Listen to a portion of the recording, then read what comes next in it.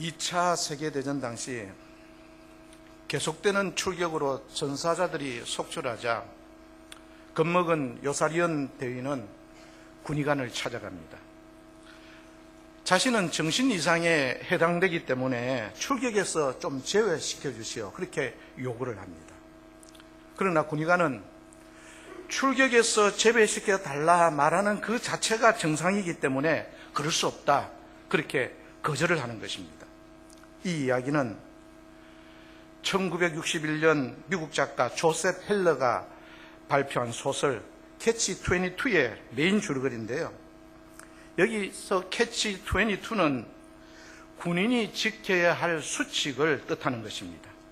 수칙을 지키자니 목숨이 위태롭고 지키지 않자니 군법에 따라서 처벌을 받아야 되니 그야말로 이러지도 저러지도 못하는 상태를 캐치 22라 불렀는데, 이후로 캐치 22는 진퇴양난 혹은 궁지에 빠진 딜레마의 상황이라는 관용어로 지금까지 사용이 되고 있다 합니다. 오늘 본문의 상황도 이와 비슷합니다. 하나님의 10가지 재앙의 혼쭐이 난 바로왕은 울며 겨자 먹기로 히브리 노예들을 해방시켰는데, 정신 차려서 곰곰이 생각해 보니까 장정만 60만이라는 노동력이 너무나도 아까운 것입니다. 그래서 최신식 무기인 전차, 요즘 말하면 탱크 600성으로 무장한 최정예 부대로 다시 이스라엘을 뒤쫓아가는 것입니다. 바람같이 빠른 애굽의 기동부대가 추격해 왔을 때 이스라엘 백성이 진을 친 곳은 믹돌과 비하이롯 사이였는데, 그것은 두 산맥이 지나가는 사이에 위치한 것으로 앞에는 홍해 바다가 가로막혀 있습니다. 도망갈 수 있는 길은 단 하나, 왔던 길을 되돌아 나가는 길뿐인데 그것은 이미 바로의 추격대에 의해서 봉쇄되어져 버렸습니다.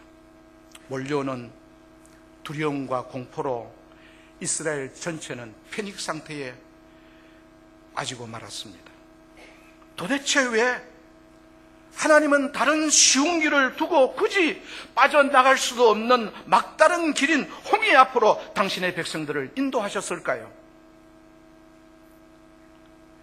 본문 14장 1절로 2절 말씀을 함께 읽습니다. 같이 읽습니다. 여호와께서 모세에게 말씀하셨습니다. 이스라엘 백성에게 뒤로 돌아서 비하이롯 앞에서 진을 치라고 말하여라. 그것은 믹돌과 홍해 사이이며 바알스본 맞은편의 바닷가이다. 방금 읽은 것처럼 바닷가에, 그것도 길이 없는 막다른 바닷가에 진을 치라는 명령은 분명히 하나님이 모세에게 내리신 명령입니다. 400년 동안 노예 생활만 하던 이스라엘은 전쟁 경험도 없고 전쟁 무기도 없고, 그래서 당연히 반격이 불가능하다는 것을 뻔히 알고 계시며, 전쟁을 포기하고 도망친다 해도 앞은 바다요 뒤는 군대가 지키고 있으니 그야말로 꼼짝없이 다 죽게 생겼다는 것을 모르고 내리신 명령이 아닌 것입니다. 지옥 같은 노예 생활에서 이끌어낸 이스라엘을 또 다른 벼랑 끝으로 몰고 가신 하나님의 이유는 분명히 있습니다. 그 첫째 이유는 이스라엘의 적들을 세상에서 완전 전멸시키기로 작정한 것이고, 둘째 이유는 이스라엘이 그들을 인도하실 하나님을 전적 의지하기를 바라셨기 때문입니다. 이스라엘 백성들은 400년이라는 긴 세월 동안 애굽의 노예로 살면서 바로왕이 얼마나 무서운 사람이며 그의 말 한마디가 얼마나 큰 위력이 있는지 날마다 뼈저리게 느끼면서 살아왔을 것입니다. 그러나 그들의 부모의 부모를 통해서 들어왔던 하나님은 자기들이 고통받는 400년 동안 내내 침묵하셨기에 전적 신뢰할 만한 대상이 아니라고 생각을 합니다. 그래서 10가지 재앙을 애굽에 내려서 자신들을 해방시킨 하나님이신데도 불구하고 여전히 그들의 눈에는 하나님보다 바로가 더 무섭고 두려운 존재인 것입니다. 그런 그들을 홍해라는 진퇴양난의 상황 가운데로 몰아넣으시고 바로의 군대를 뒤따르게 하셔서 그들 눈앞에서 바로의 군대를 지면에서 완전히 쓸어버리심으로 하나님의 위대하심을 자기 백성들에게 나타나게 확실하게 보이셨습니다. 믿음이 없던 이스라엘 백성들을 벼랑 끝에 세우시고 홍해가 갈라지는 기적도, 바로와 그의 군대가 홍해에 몰살당하는 것도 눈으로 목격하게 하신 것입니다. 그때야 그들은 하나님이 진정 하나님이심을 고백하며 소리 높여 하나님을 찬양합니다. 출애굽기 15장 1절 2절 말씀 우리 함께 읽겠습니다. 시작.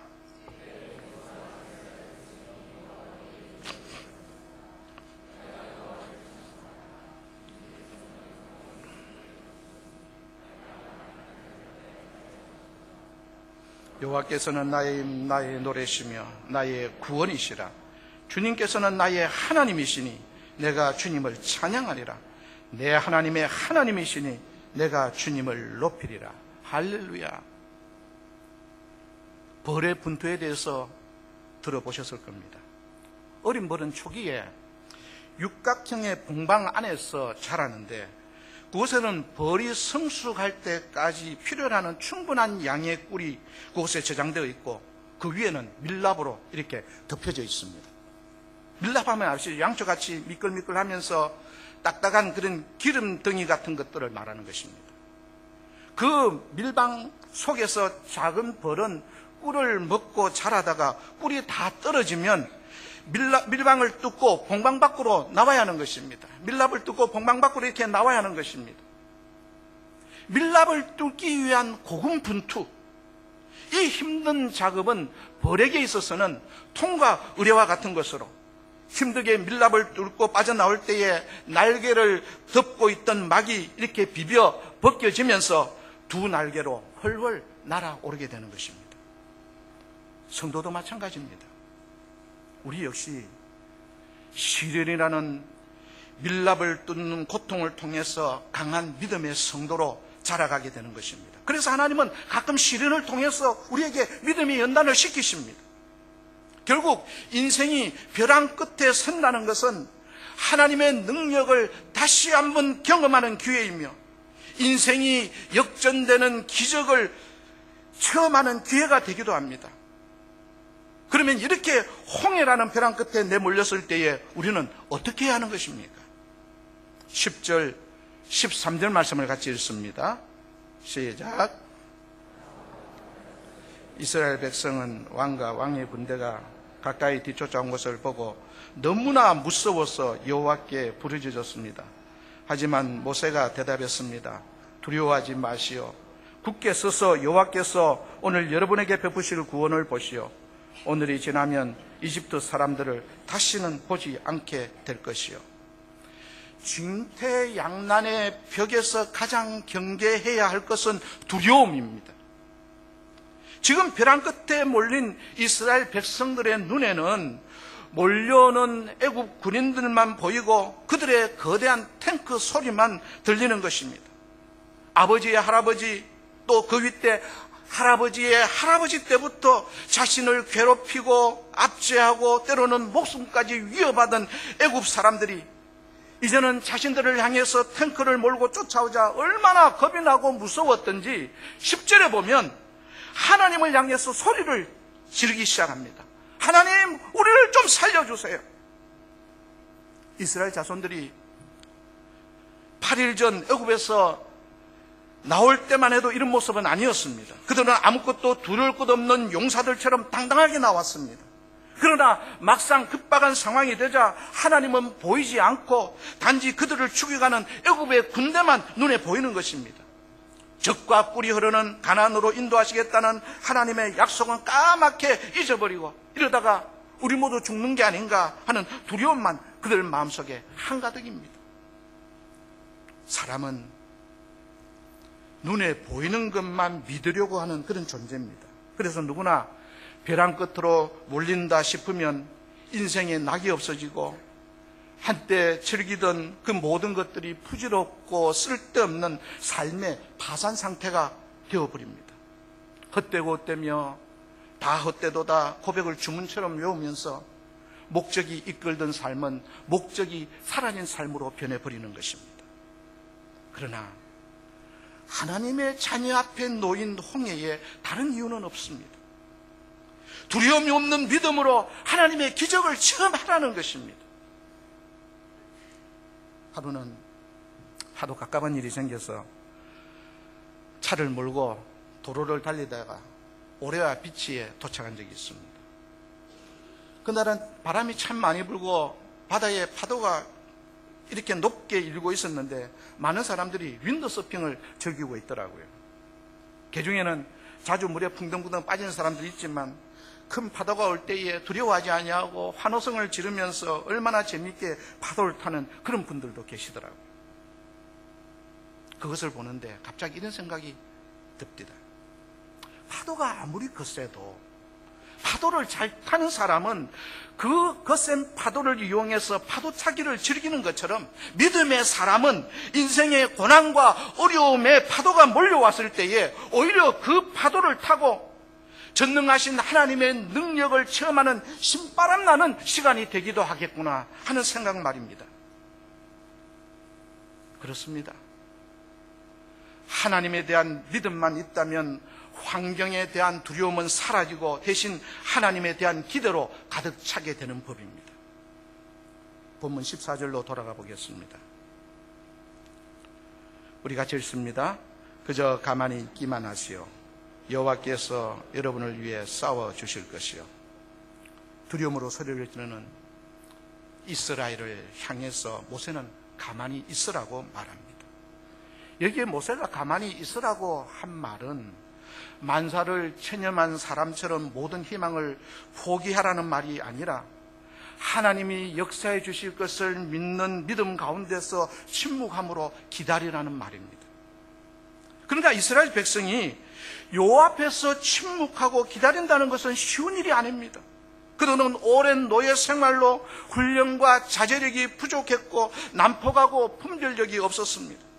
머지않아 애굽인들의 수중에 다시 빠질 두려움으로 그들이 내는 울부짖음과 통곡 소리는 요란하고도 처절했습니다. 그런 그들에게 가만히 있어 여호와의 구원을 기다리라고 말하는 것은 여유 있을 때나 가능한 것이지 지금 당장 이 시급한 상황에서 씨알도 안 먹히는 소리입니다. 객사하기 싫으니 지금이라도 당장 애굽으로 돌아가자고 소리치는 사람도 있고 광야에서 죽는 것보다 애굽의 노예로 사는 것이 더 낫겠다고 사태질하는 사람이 모세를 쫓아다니며 악에 악을 써대는 사람들도 있었습니다. 그런 그들의 부르짖음에는 믿음이 없습니다. 두려움이 믿음을 삼켰기 때문입니다. 우리 역시 예외가 아닐 것입니다. 벼랑 끝으로 몰렸다 싶으면 해결책을 찾아서 사방팔방으로 이 사람 저 사람을 찾아다니며 도움을 구하거나 자기 주장이 강한 사람은 자기 힘으로 문제를 해결해 보겠다고 밤잠도 안 자고 식사도 걸으면서 혼자 끙끙대는 연약한 인생이 아니겠습니까? 그때 하나님은 분명하게 말씀하십니다. 너희 스스로 뭔가 해보겠다는 생각과 시도를 중단해라. 사람의 장깨로 뭔가 돌파해보겠다는 생각도 버려라. 그리고 가만히 서서 내가 너희를 위해서 어떻게 일하는가를 봐라. 가만히 서서라는 말의 뜻에는 이제 너희가 할 것은 아무것도 없다는 뜻입니다. 생각해 보십시오. 앞에는 홍해가 가로막고 있고 뒤에는 애굽의 군대가 쫓아오는 그 상황에서 믿음 없는 이스라엘 백성들이 무엇을 할 수 있겠습니까? 그저 잠잠히 하나님만 기다리는 방법 외엔 다른 방법이 없는 것입니다. 시편 62편 1절 2절에 이렇게 말씀합니다. 나의 영혼이 잠잠히 하나님만 바라며 나의 구원이 그에게서 나는도다. 오직 저만 나의 반석이시요 나의 산성이시니 내가 크게 요동치 아니하리로다. 사랑하는 성도 여러분, 벌써 5월입니다마는 남은 올 한 해 동안도 여러분에게 정말 기쁘고 좋은 일들이 많이 일어나기를 주님의 이름으로 축복합니다. 그러나 어느 누구도 원치 않는 사면 초가에 혹시 몰릴 때가 있을지도 모르겠습니다. 가던 길은 막히고 돌아갈 길도 끊어지고 비상구나 탈출구조차 없고 내 인생이 마치 캄캄한 동굴에 갇힌 것 같은 상황이 준비 없이 다가올 수도 있을 것입니다. 홍해 앞에 놓여진 이스라엘 백성들처럼 말입니다. 그럴 때 그 홍해 바다는 하나님께서 우리를 위해 마련해 놓으신 것임을 기억해야 한다는 것입니다.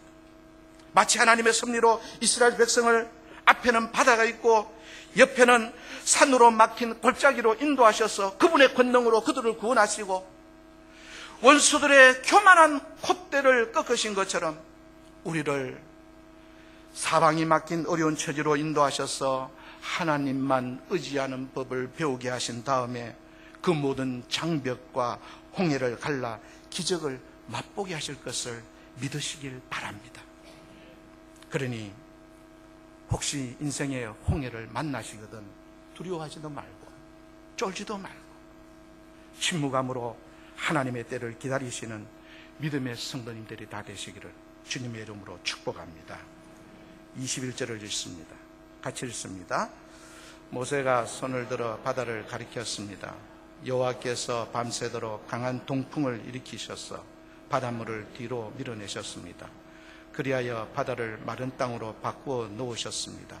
바다가 둘로 갈라지고 21절까지만 있습니다. 말씀을 준비하면서 참 신기한 것을 발견했는데 1980년대에 10대라는 영화를 보신 적이 있으십니까?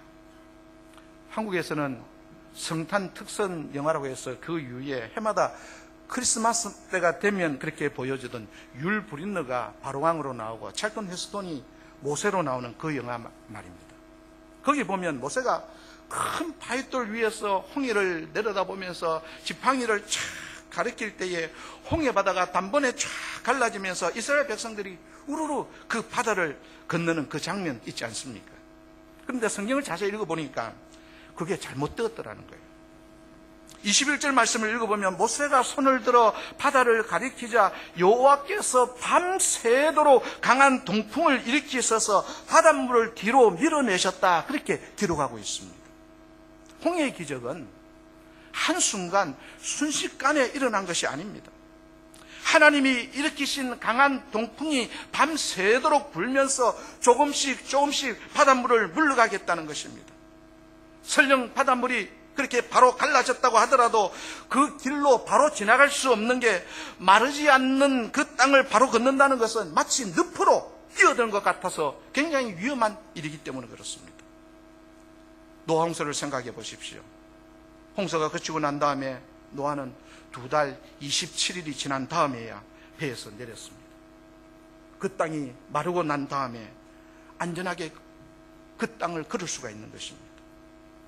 그 밤 하나님은 이스라엘 백성들이 안전하게 홍해를 건너게 하기 위해서 건조하고 뜨거운 바람인 동풍을 밤새도록 불게 하셔서 바다를 가르고 땅을 말리셨습니다. 사랑하는 성도 여러분, 우리가 목적을 가지고 기도할 때에 바로바로 그 기도가 이루어지지 않더라도 하나님은 일하고 계신다는 것을 꼭 기억하시기를 바랍니다. 어쩌면 우리가 기도하는 그때에 하나님은 뜨거운 동풍을 보내시고 바다를 가르시고 땅을 말리고 계시는 중일지도 모르니까요.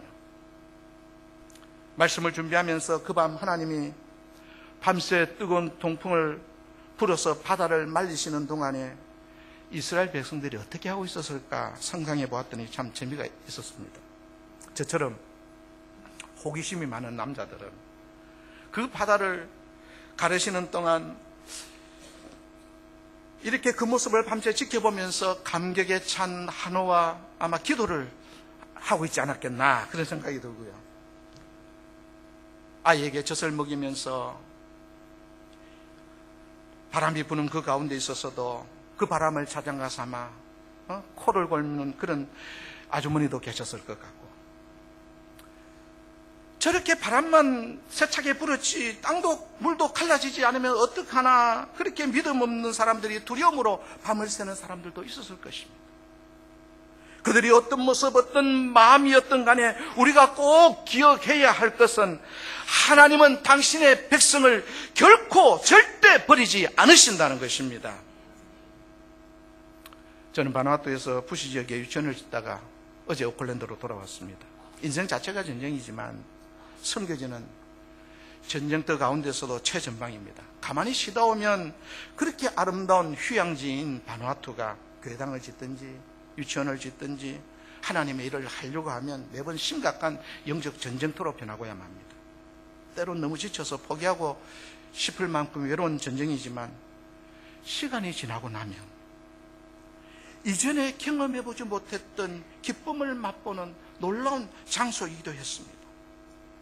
아이러니하게도 선교사에게는 선교지는 벼랑 끝이고 하나님의 역사하시는 장소이며 매번 세기를 준비하시는 하나님의 역사를 맛보는 장소이기도 했습니다. 이렇게 인생에게는 어느 누구에게나 위기와 절망은 있습니다. 그러나 그 벼랑 끝에는 우리를 위해 세기를 준비하고 기다리시는 하나님이 계신다는 것을 꼭 믿으시길 바랍니다. 말씀의 결론을 맺기를 원합니다. 천냥이 시의 뒤편이라는 시가 참 가슴에 와닿아서 여러분들에게 들려드리려고 합니다. 교회 종소리 끝없이 울려 퍼진다. 저 소리 뒤편에는 무수한 기도문이 박혀 있을 것이다. 백화점 마네킹 앞모습이 화려하다. 저 모습 뒤편에는 무수한 시침이 꽂혀 있을 것이다. 뒤편이 없다면 생의 곡선도 없을 것이다. 인생의 모든 것에는 앞면과 뒷면이 있듯이 앞에서 본 홍해와 건너와서 뒤돌아본 홍해는 분명히 달랐습니다. 앞에서 본 홍해는 두려움이고 무서움이었지만 뒤돌아본 홍해는 하나님이 살아서 일하고 계시고 지금도 우리 곁에서 인도하고 계심을 분명히 보여주시는 증거가 되었습니다. 이제 홍해를 건넌 이스라엘 백성들은 어제 홍해 앞에서 벌벌 떨던 사람들이 아니었습니다. 하나님은 정말 살아계신다. 하나님은 정말 우리를 인도해 가고 계신다. 이런 확실한 고백이 그들의 입에서 거침없이 터져 나왔던 것입니다. 사랑하는 성도 여러분, 지금 여러분 앞에 놓여진 홍해는 무엇입니까? 우리의 고민, 우리의 어려운 형편, 우리의 고통과 눈물, 그리고 우리를 답답하게 하는 이 모든 여러 가지 상황들, 이 모든 것에 홍해의 기적은 반드시 일어날 것입니다. 모세는 지금 여러분을 향해서 선포합니다. 여호와께서 오늘 너희를 위하여 행하시는 구원을 보라. 이런 축복이 여러분 앞에 놓여져 있는 홍해를 가르고 마른 땅을 밟고 앞으로 나아가는 승리의 축복이 되시길 주님의 이름으로 축복합니다. 기도하겠습니다. 사랑의 하나님, 홍해가 문제가 아니라 우리의 믿음 없음이 문제입니다. 우리의 믿음이 상황에 따라 환경에 따라 좌우되는 연약한 믿음이 때로는 우리를 힘들게 하고 우리를 고독하게 하고 우리의 삶의 상황을 점점 더 어렵게 만드는 모습인 것을 저희들이 깨닫습니다. 홍해 앞에서도 믿음으로 담대할 수 있는 저희들 삼아 주시옵시고 마른 땅을 밟고 승리해가는 축복의 백성들이 되도록 우리 하나님 인도해 주시옵소서. 예수님의 이름으로 기도드립니다. 아멘.